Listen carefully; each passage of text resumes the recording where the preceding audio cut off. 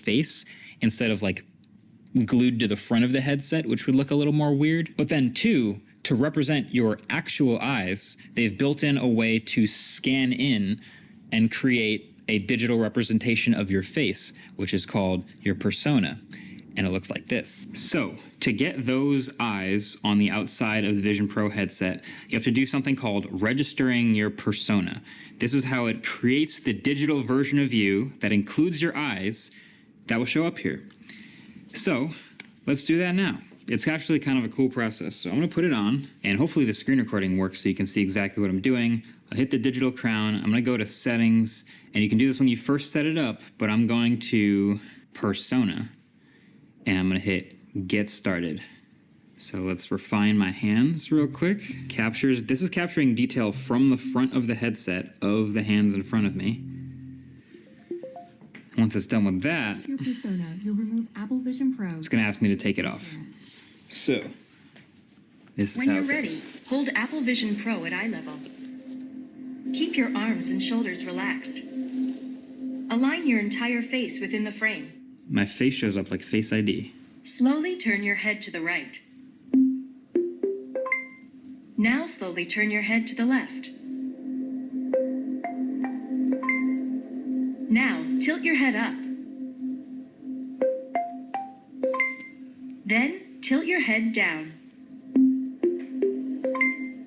Next, let's capture your facial expressions. Smile with your mouth closed.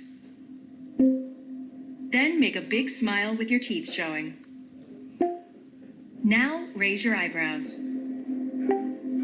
Close your eyes for a moment. Capture complete. Put Vision Pro back on to continue. I will do that. So now I have a menu that says creating persona, and it says it's in beta, and now there's my persona right there. Kind of uncanny.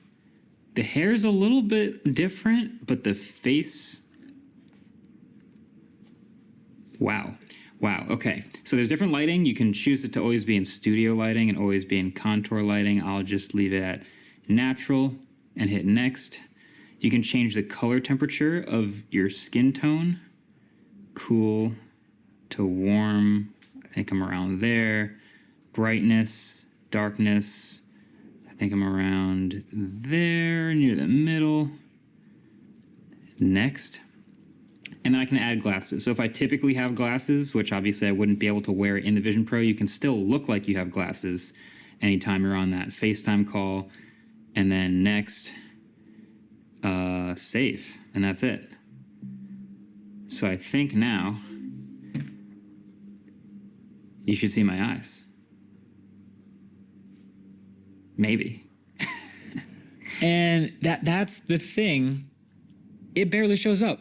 You can barely see my eyes when I'm wearing the headset. Now, I've tried a couple other scans subsequently, so I've tried different lighting conditions, I've tried different backgrounds, simple backgrounds, tried different shirts and things like that. It doesn't really ever appear any brighter. I think if you have a darker skin tone like me, just don't expect the eyes to show up very brightly on the outside of the headset. It's pretty subtle.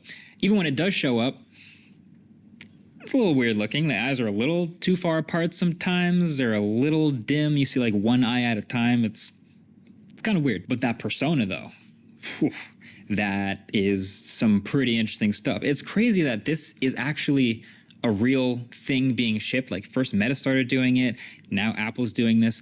This is, again, it's technically in beta. So I don't know, there's room for improvement, but it still works. But as of right now, I feel like this is both incredibly impressive and slightly unsettling. Like it's very impressive that this headset I'm wearing on my face is tracking all these little micro expressions and little movements for my eyes and my cheeks and my mouth and everything. But at the same time, it's just not quite human. It's right at the edge of the uncanny valley of I'm not looking at a person. So yeah. But the crazy part is you can now use this persona as your camera feed for any apps in Vision Pro that require a front-facing camera, like FaceTime. And so I've been using FaceTime a few times in the Vision Pro, and it is, technically speaking, incredible. So I've made a few FaceTime calls.